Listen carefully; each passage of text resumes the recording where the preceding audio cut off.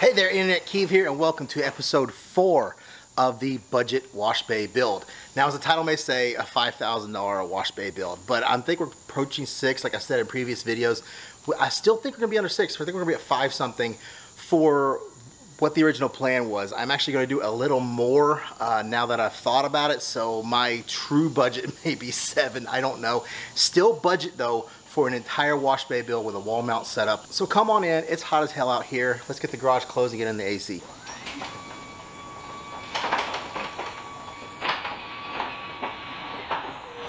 All right, so as you can see, we have our ceiling in, we have our LED panels, wall mount setup from the previous videos. I wanna say though, I haven't washed in here yet, but even washing just outside the garage door with that wall mount setup, time saver galore. Everything is right there.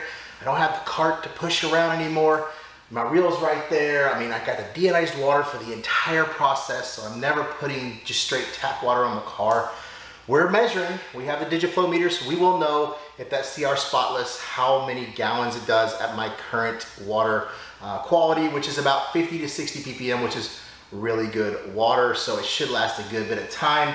Just did a video on that as well if you want to go check it out. First thing we've done so far, even with the lighting, is I've just switched to 5K at 20 watts. So these LED panels, you can set them at 20, 30, and 40 watts. You can also set them at 3K, 4K, and 5K.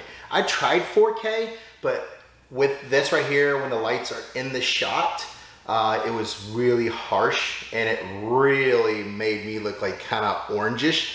It was just didn't work out. I put this on the lowest setting possible at 20 watts and at 5K, and I think this is about where I want to be. I do have a dimmer switch for this, so at some point I will put it at its highest setting and I'll dim it down, but I just haven't gotten around to that yet. I do gotta say that the vinyl curtain looks great with the drop ceiling down right next to it now. It looks so much better than all that wood hanging. Obviously, if you look at it from that side this way, it doesn't look too great. But this is vinyl drop ceiling grid. There's our diffuser. You can see right over there in the corner, you can see a little bit of the vent that I ran across from a main house. So that diffuser just blows air whenever the main house's AC or heat is running. So that way I'm not killing the electric bill. There's no thermostat in here, but also I can't regulate the temperature as much as I want to. So I do have an AC unit in the corner. You know, there's only a month left of summer, so then I'll take that out. We installed a fire extinguisher over here in the corner. Now, and here's where all the noise is. But you can tell that you really can't hear that noise out there in the garage just because we have soundproof insulation. But now we have used all of that insulation that was laying on the floor in the last video. We put it on all of the walls in here. I've moved quite a few things from the storage area in here as well that I don't use as much to kind of give myself some room. We did install an AFCI GFCI combo 20 amp fuse right there for the pressure washer. So I actually just refurbished this toolbox, this Husky toolbox that was my father-in-law's. He passed away. I went through it. We got all the rusty tools out. All the doors were stuck shut. All the grease had gotten really tacky and was holding it together. So I went through, I washed all the grease off. I re-greased everything, so it's perfect now. Big difference in sound, huh? Can barely even hear it now. I think I'm gonna leave the wash cart down here and use it for different things. It's kind of changed. I took a lot of the tools and stuff off. They're now over there on the shelf.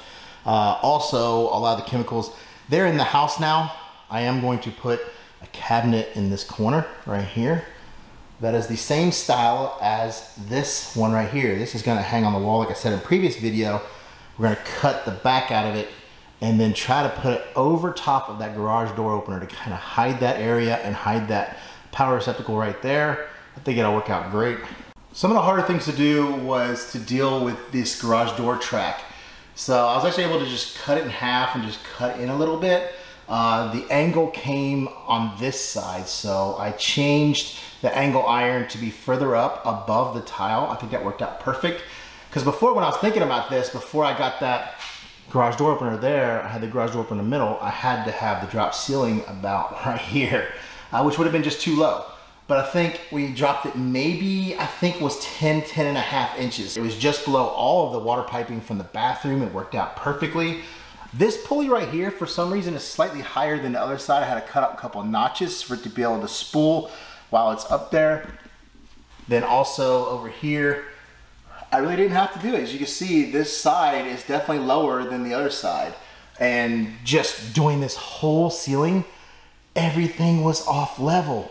One truss was this length and distance apart, and one was a little bit higher up and lower, and all the walls were that way. That's why all this waviness, I'm telling you, when they knew this was gonna be unfinished, they made sure they used the crappiest warped boards in here possible.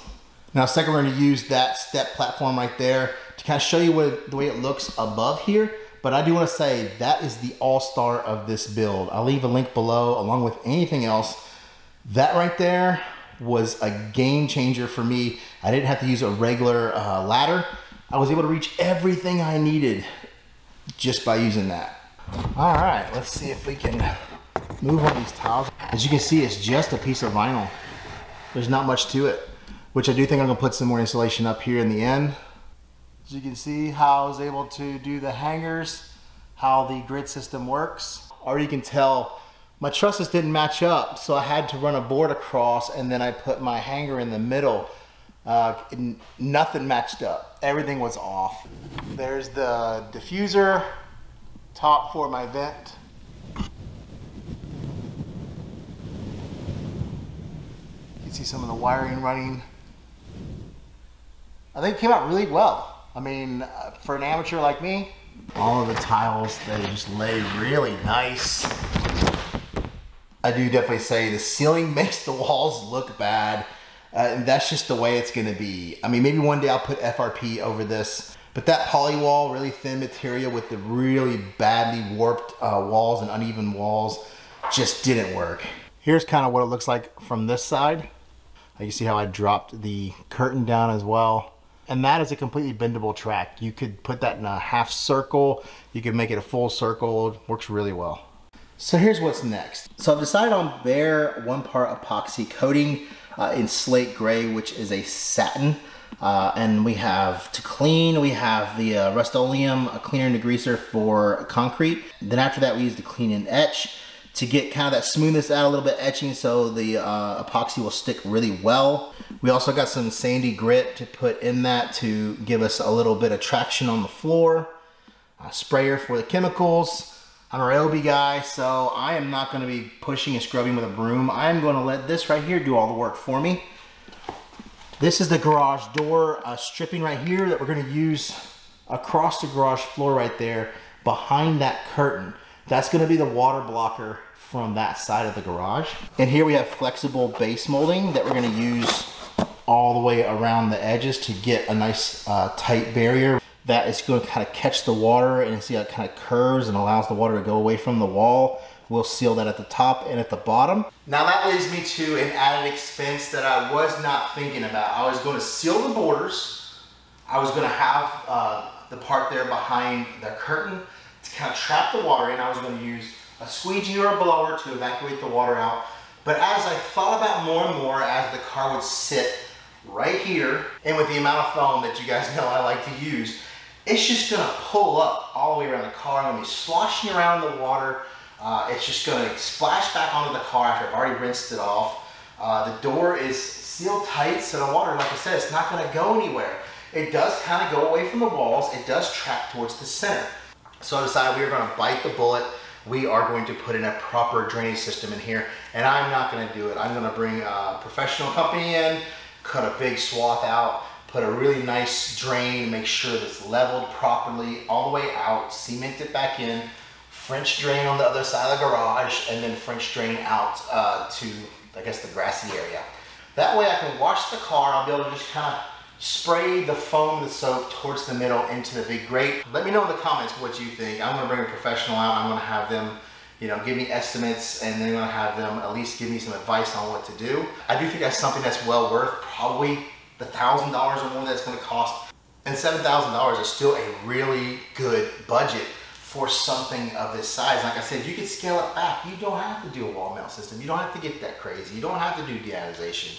You don't have to do the drain. I mean, I've been watching the Obsessed Garage series on their house in Helen, which is only about 40 to 45 minutes from here. I've actually been through that neighborhood that they have that house in, and their garage is all drywall, and they're spraying in there. I mean, you just have to make sure you're really careful, keeping from spraying up all over the place. With this, I can spray all over the place. It doesn't really matter.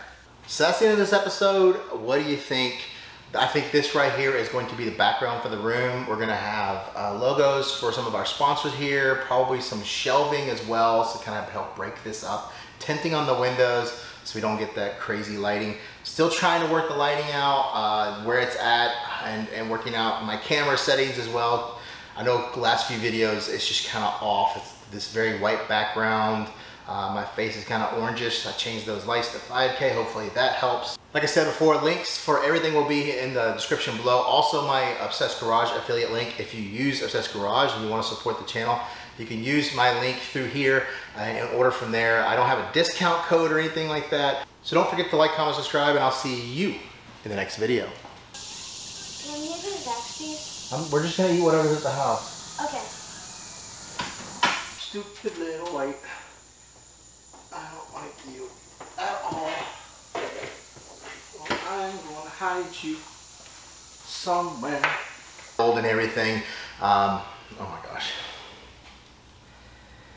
Oh man, just stop jabbering and just get to the point.